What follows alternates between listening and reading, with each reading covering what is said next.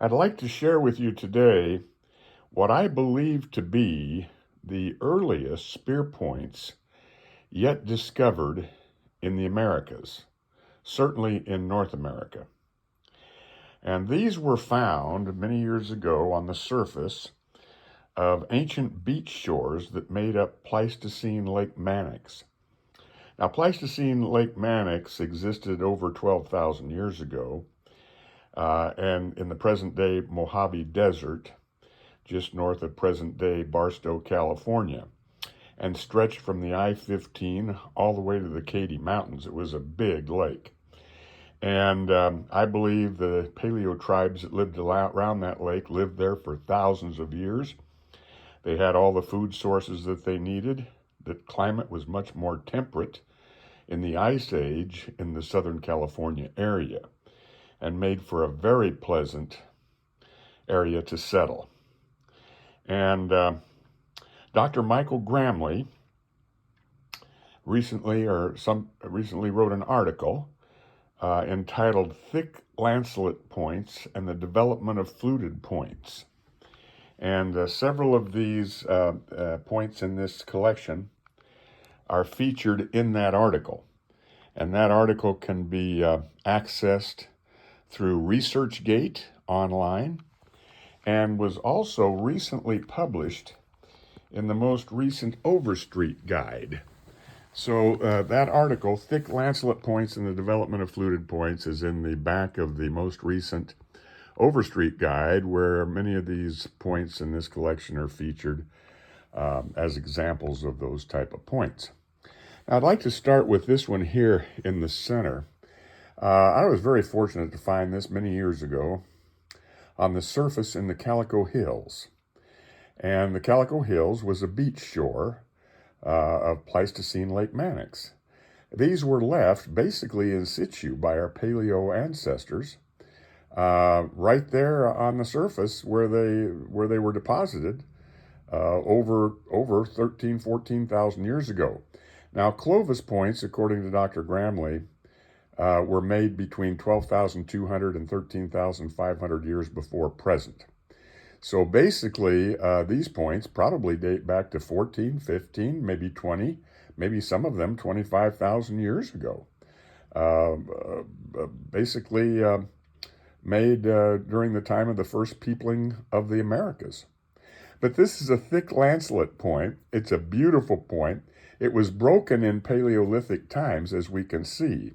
This tip was patinated white over the thousands of years, and this base was patinated orange. So with this alternating patina, we know that this wasn't recently broken. It was broken thousands of years ago in the Paleolithic period.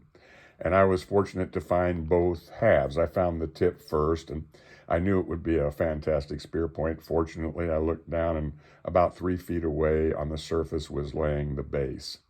And had I not found it broken, it probably would have been used up as a nub and then discarded, because our Paleoindian ancestors would use these up before discarding them.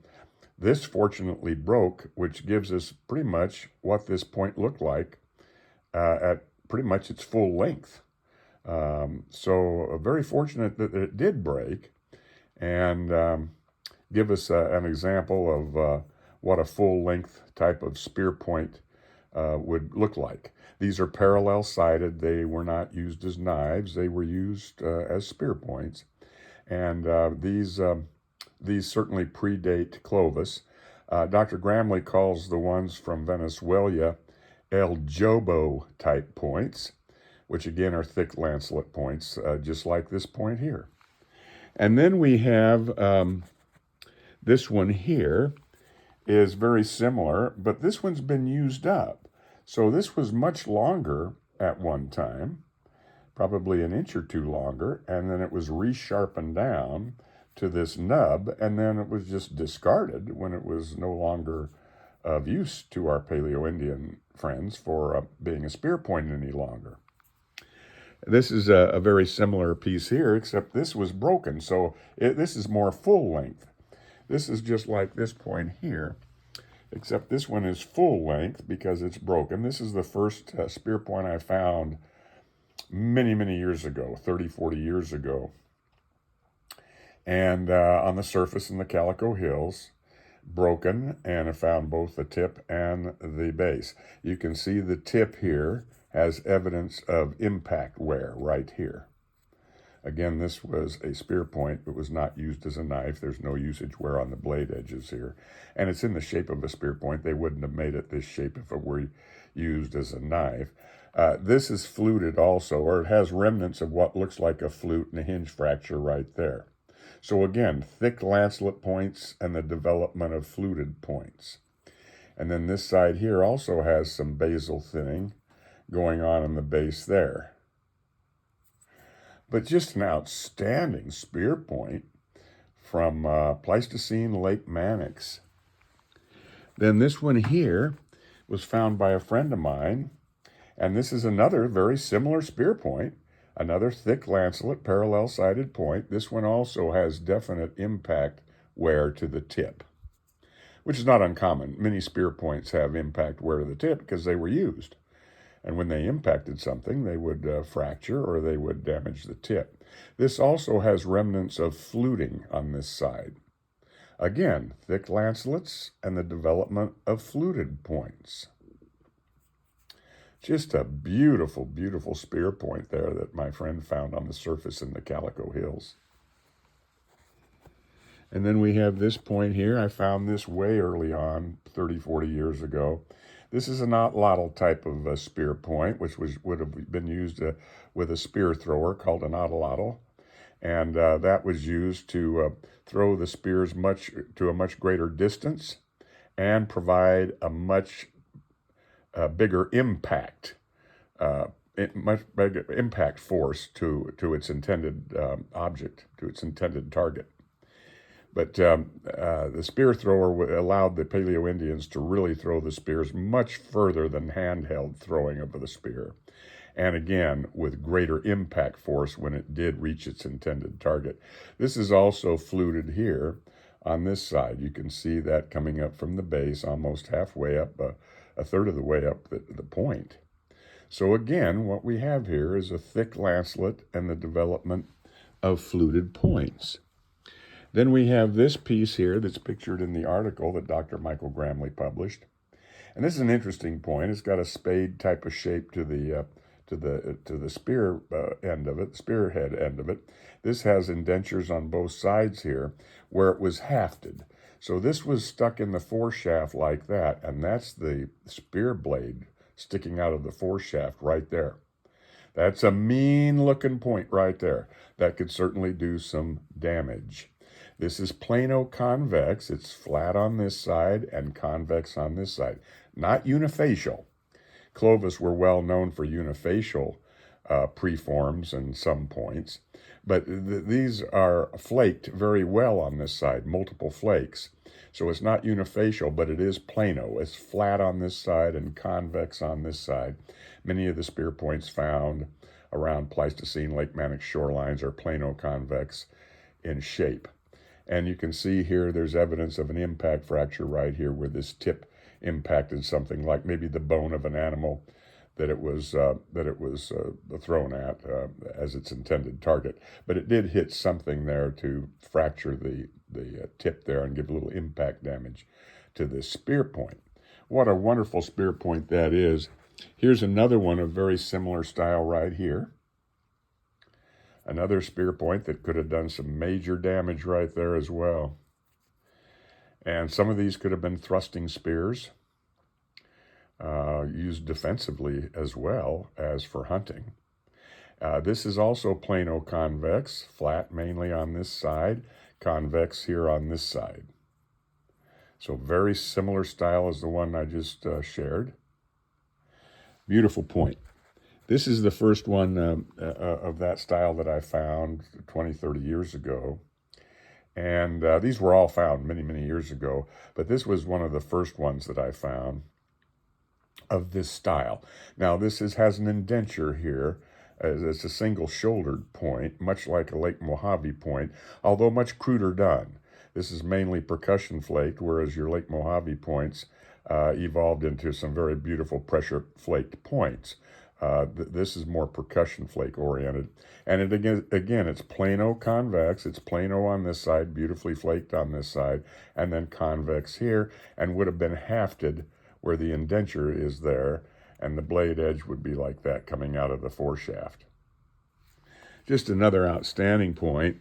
This is another winner of a point here. My friend found the tip and called me over to help find the base, and I helped him find the base in about, within 30 seconds, because I looked down and 3 feet away from where he found the tip was the base. So it's been glued together, and it retains almost its all original shape to it and size to it. It looks like it's also been kind of a tempted flute right here up from the base. Again, thick lancelets and the development of fluted points. And it's mainly plano convex. And it does show evidence that this point was not only used as a point, but at one time was likely used also as a knife with this blade edge tapering back here. Many points were used as knives, and many knives were used as points, kind of multi-purpose. But Dr. Michael Gramley excavated the Ritchie Clovis site up in Wenatchee, Washington, a very famous site. And there's one that he found there that's pictured in the discovery of the points, pictured in the cache that he discovered, that's identical, practically identical to this piece right here.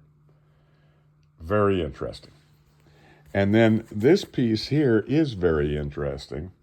This is a single-shouldered point, much like a Lake Mojave point. Would have been hafted like that, with the blade sticking out of the hafting, out of the foreshaft.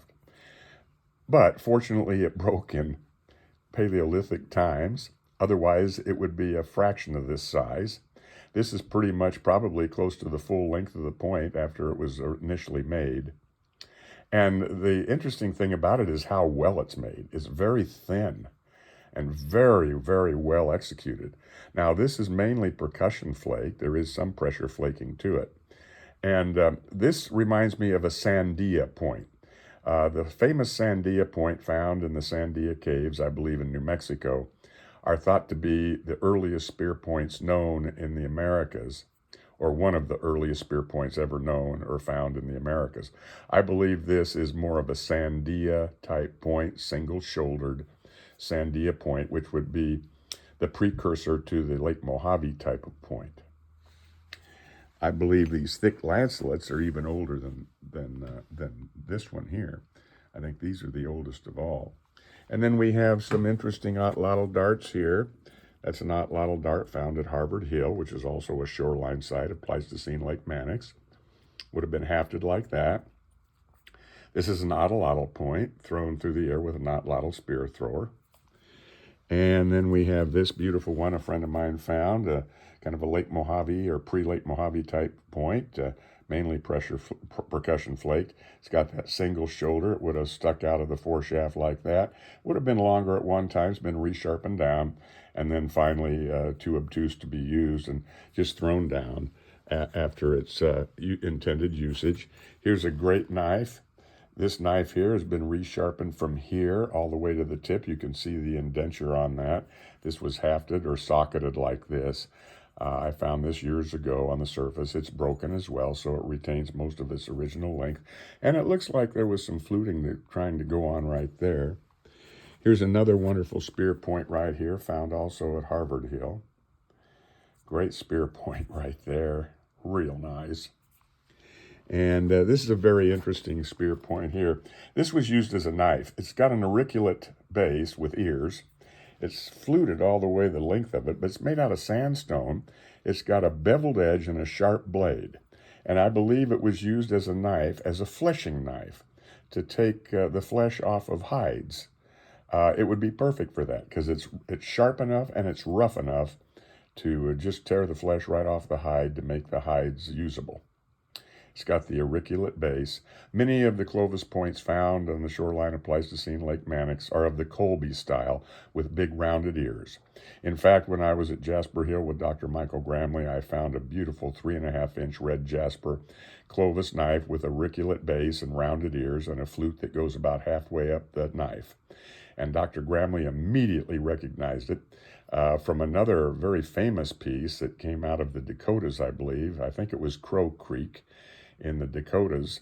That's a well-published piece and looks almost identical to the one I found at Jasper Hill. That one is also featured in a frame of Paleopoints, Lake Mannix, and shoreline Pleistocene Lake Mannix points on my YouTube channel and website. And is also featured in my identifying picture of me holding this on my website and my YouTube channel as the introductory picture. I'm holding that red, beautiful point found at Jasper Hill, a Clovis point.